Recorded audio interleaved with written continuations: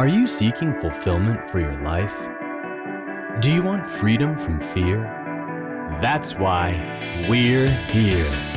Welcome to Jesus 101, introducing you to the real Jesus. And now, here's your host, Elizabeth Talbot.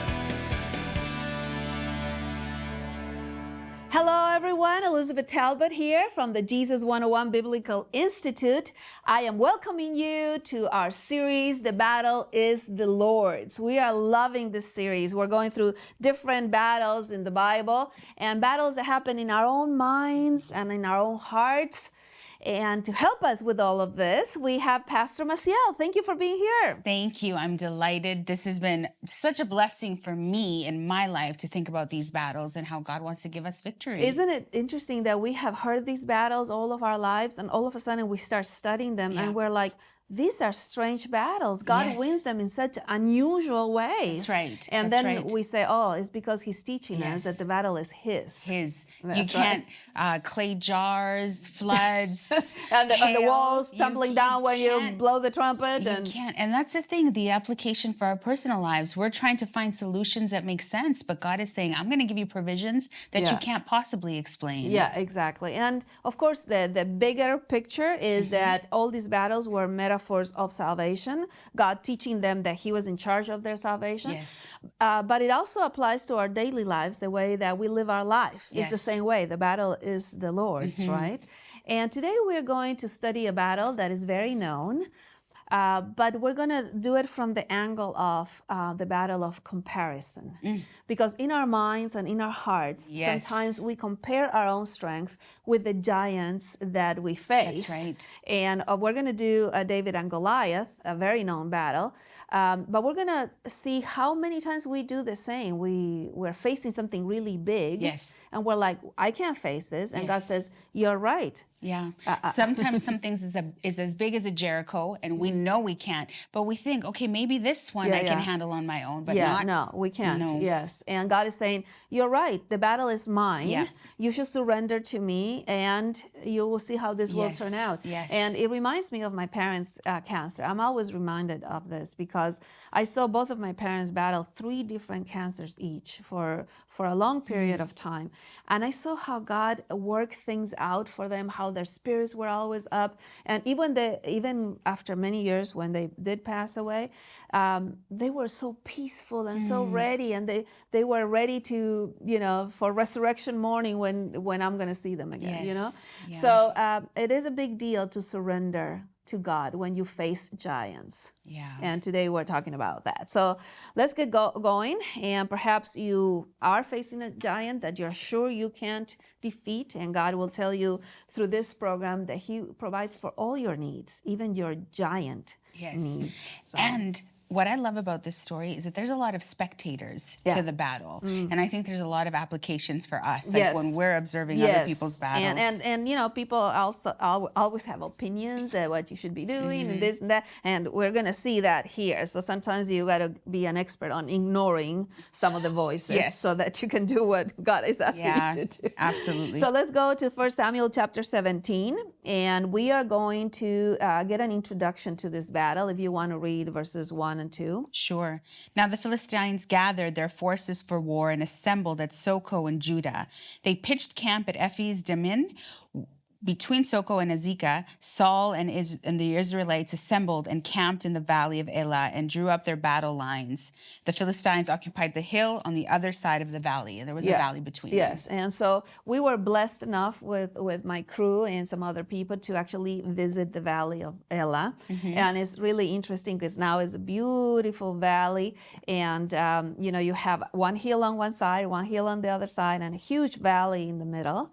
And that's where they were fighting through representatives. So their armies are farther, both armies, and in the middle of the valley, this giant comes as a representative of the army, taunting the army of God, saying, do you have a representative that will come fight with me? And he owns every inch of his height, and he is all about intimidation tactics Absolutely. and trash talk. I think that's what, like, really one of his specialties. It's interesting because the Philistines are warriors. You know, about 1200 BC, they were known as the people of the sea, and they're good fighters. You know, and so this is the best of their best fighters. Absolutely. And this man on top of that is a giant, right? So we have on verse 4, if you want to read it for us. And the champion named Goliath, who was from Gath, came out to the Philistine camp. He was over 9 feet tall. Yes. I've got some problems that are 9 feet tall. Not a person, but, you know, our problems feel that big. About 9.5 feet height. Sometimes we imagine a giant that is, you know, like a fantasy giant. But this is a very, very tall man.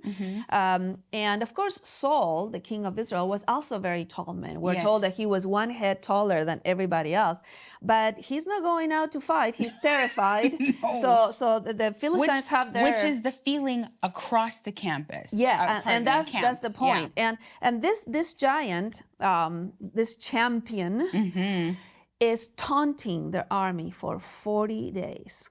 Every day coming out saying, hey, you guys don't have a representative who can fight with me?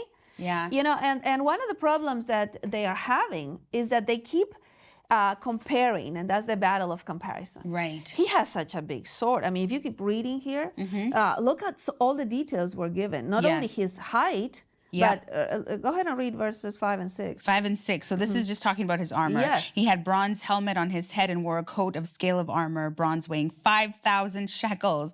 On his legs were bronze greaves, the bronze javelin, weaver's rod, 600 shekels. Like, giant. You can't even carry this. Yeah, exactly. So, for example, if we're going to translate this, the scale armor was 125 pounds.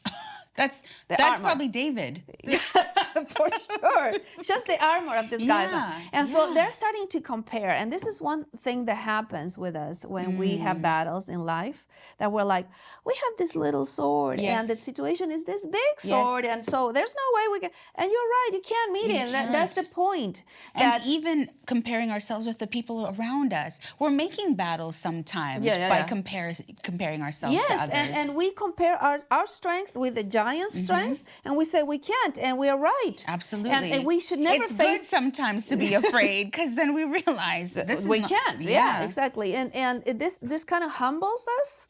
And instead of being terrified, God says, okay, I'm glad you realize you can't, because you can. Now we can let me do this battle for you, right? So they're all terrified, and everybody's talking about Goliath. His size, the armor, how much he weighs, this and that, and all of a sudden,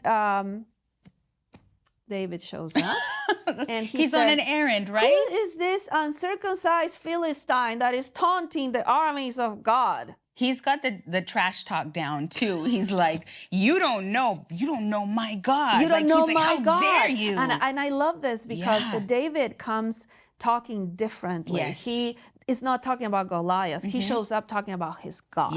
And this is the first time we see somebody who isn't afraid. And I think that's very much the point, is because he's not focusing, I can't. He is not afraid because he knows who the battle belongs that's the point. to. Everybody else is terrified. You know, look at the Philistine, the way he's talking, verse 10. Again, the Philistine said, I defy the ranks of Israel. Give me a man that might fight with me. And verse 11 says, Saul, the king, and all of Israel heard these words of the Philistine. They were dismayed, greatly afraid. And they keep saying, no, his sword is bigger than our sword. His armor is heavier than my armor. And David comes and says, but he's not bigger than our God. Who is that guy? You know? I'll go. I feel like he would have gone right then and there. And so this is a great lesson that says, don't talk about the size of your giants. Talk about the size of your God. Right? Okay. Well, let's get into it. And it's a lesson that all of us. That's a huge lesson. And we are told here on verse 16 that he came out every morning for 40 days. And of course, 40 days in the Bible is an important number. We have many 40s in the Bible, and it's a period in which we are have the opportunity to trust that God is the one in charge. So we have 40 days of Jesus in the desert. We have 40 days in the flood after all that happened. And we have many 40 days and then 40 years in the wilderness. 40 is a period of, will you trust the Lord with this or not? And so David comes up at the end of those 40 days. So the answer is in there that the rest of the army did not trust God. No, did not trust. The king did not trust God. And David is in an errand that the father has sent him to the brothers who are in battle. And he gets there. He's like, who is this uncircumcised Philistine that he should be talking about our God that way? And so let's read it. Verse 26. Looking at 26, it says, David asked the men standing near him, what will be done for the man who kills this Philistine and removes this disgrace from Israel? Yeah. Who is this uncircumcised Philistine that he should defy the armies of the living God? Doesn't he know we are the people of Yahweh? Yeah. Jehovah is our God. He's so much bigger than that giant. Yeah. How come nobody's doing anything about this? And his brothers end up seeing this, and they're in the army, whether or not they're fighting. They see this little runt like flailing back and forth. Who is this giant? And they're like, settle down. You don't know. Yeah, he does know. Exactly. He does know. He knows exactly who he believes in. And what happens is the brothers start talking down to David. Yeah. And I want to say this again. In the battles in our daily lives, even regarding our salvation, people have so many opinions about.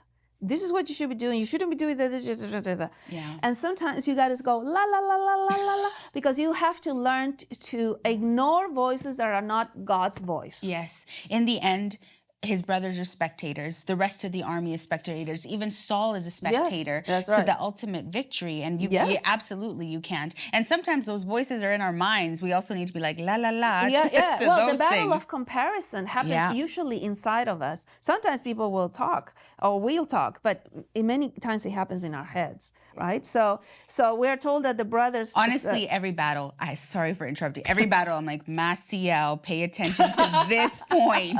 Shh. Silence the comparison. Exactly. Yes, because that happens in our heads, right? Powerful. So verse 28 of chapter 17 of 1 Samuel. It said, go ahead. Go ahead.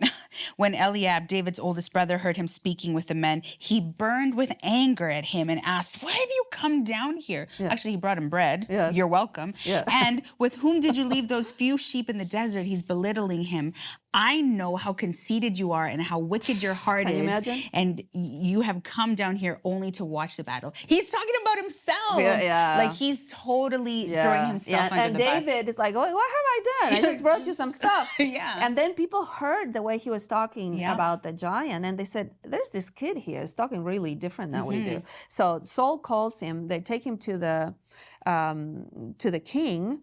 And verse 32, David said to Saul, let no man's heart fail on account of him. Yeah. Your servant will go and fight with this Philistine. This is the little kid we're talking about, right?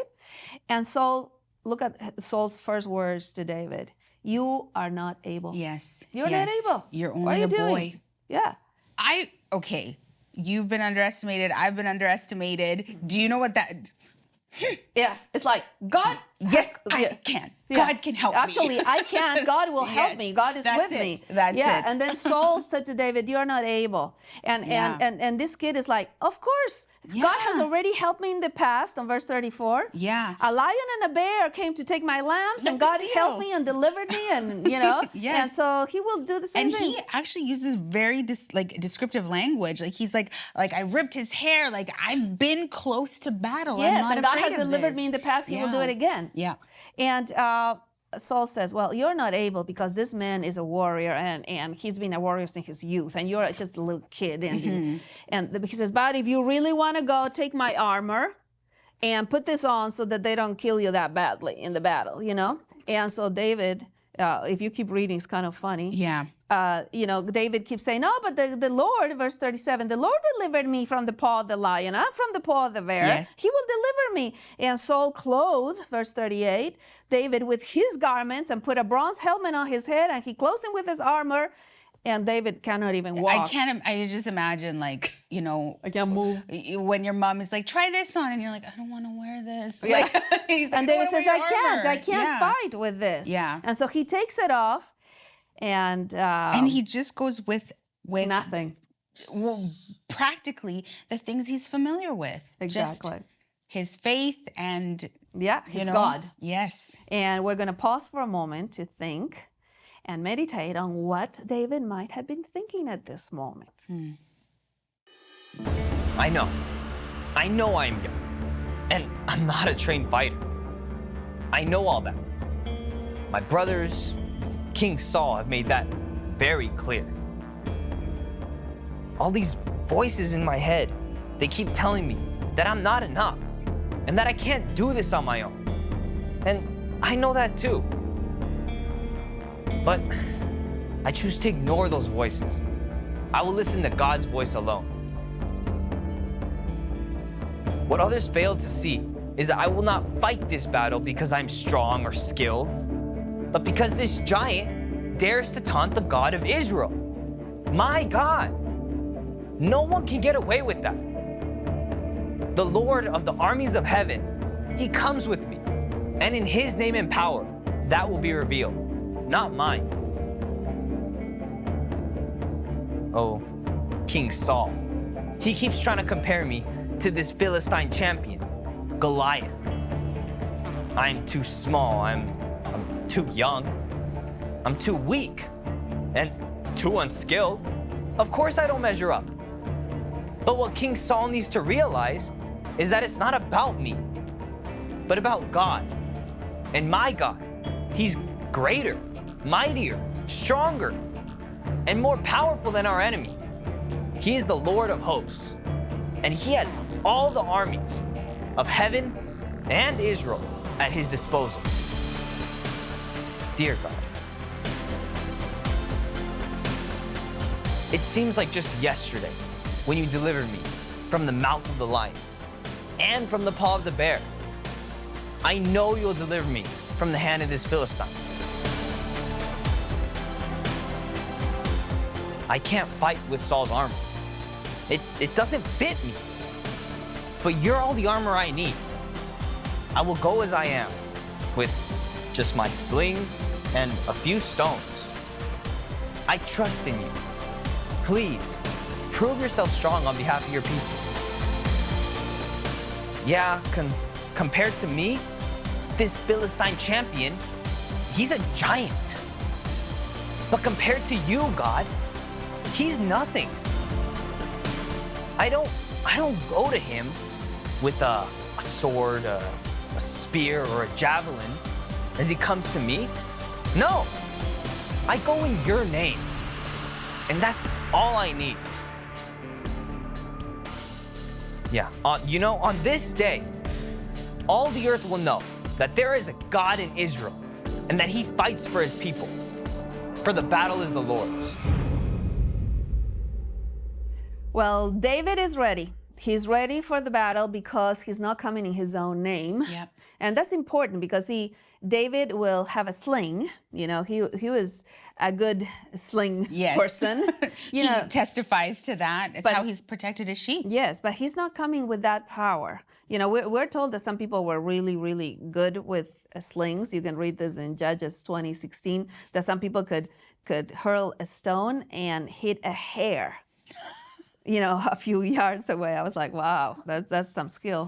But that's not the power that he's coming with. And we are told what he did after he took off the armor. Yes. Verse 40, he took his stick in his hand and chose for himself 5 smooth stones from the brook and put them in his shepherd's bag, and he went to see the giant.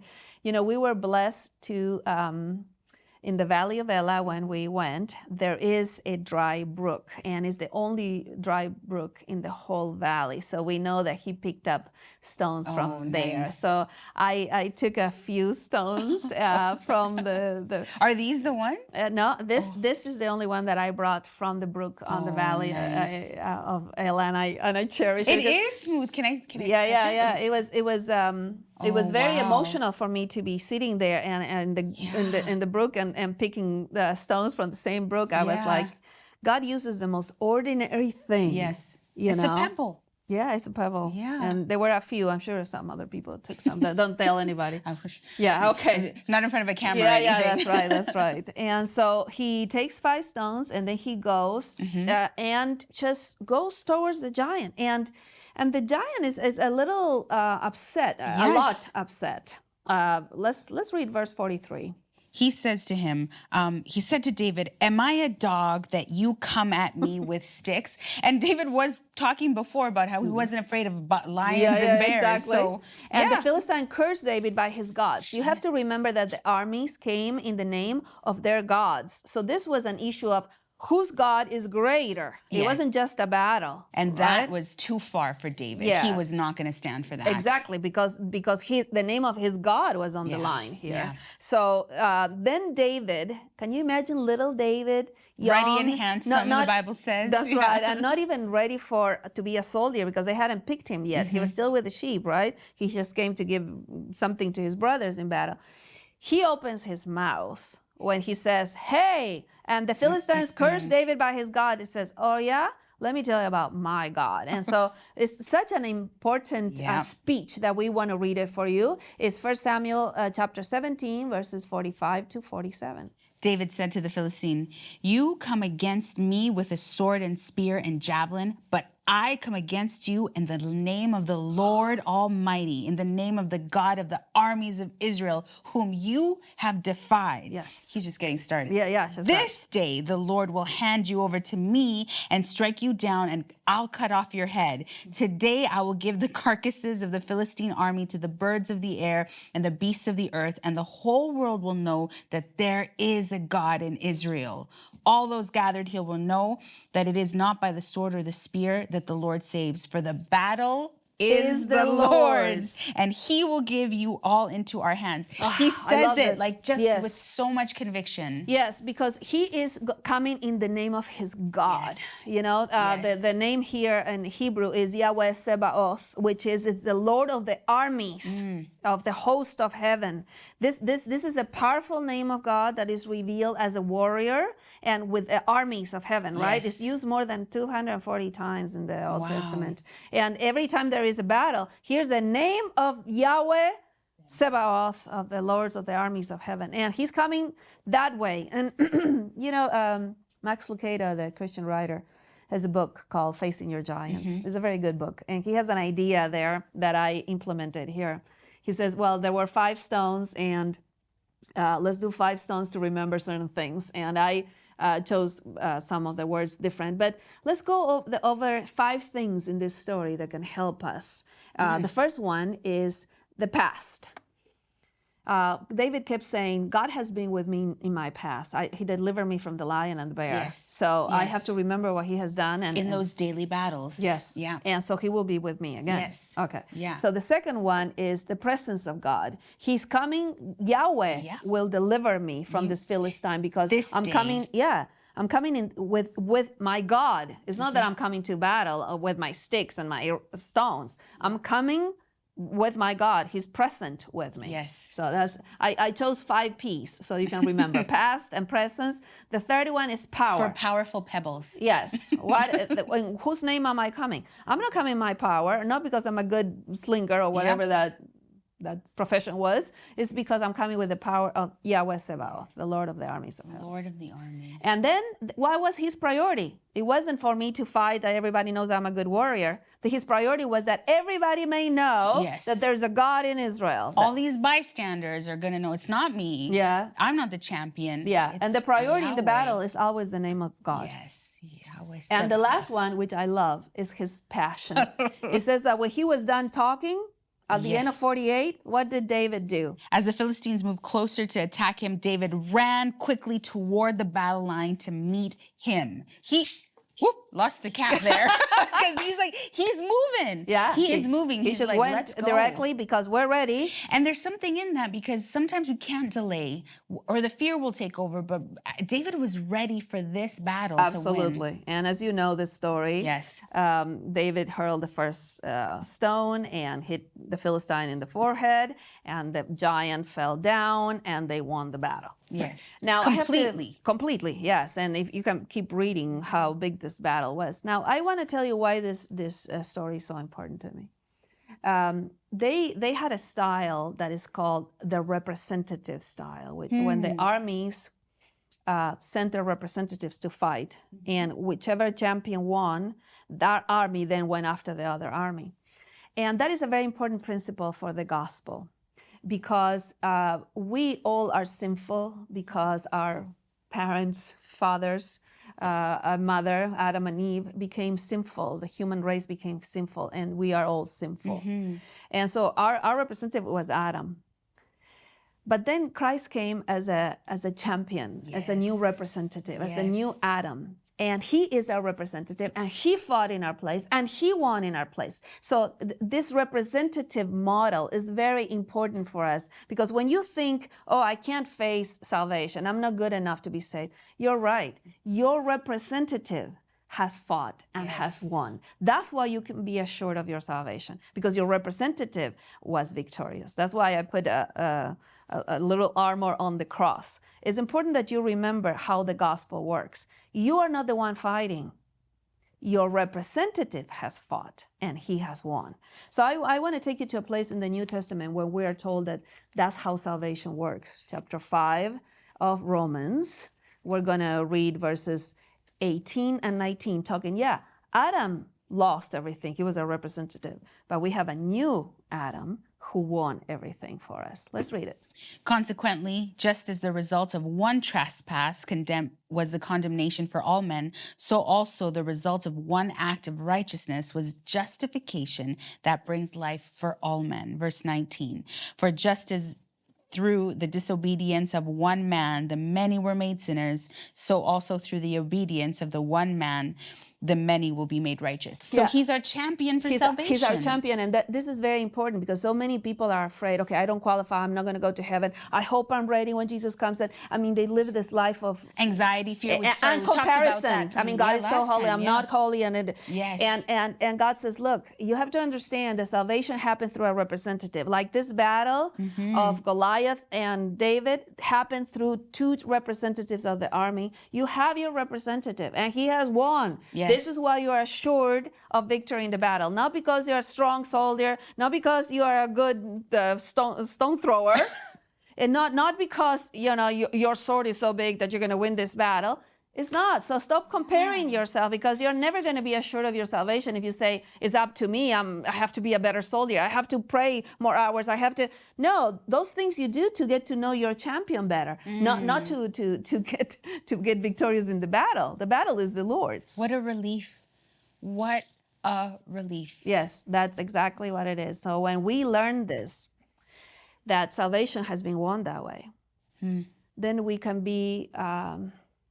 restful in our soul, and then daily battles are won that way as well, because the battle is the Lord. So what do you say if we stop talking so much about our giants and we start talking more about the size of our God? And then we are no longer in these battles of comparison, because our champion has already won. And so you can be at ease and remember the most important truth in this whole series. The battle is the Lord's, and he has won.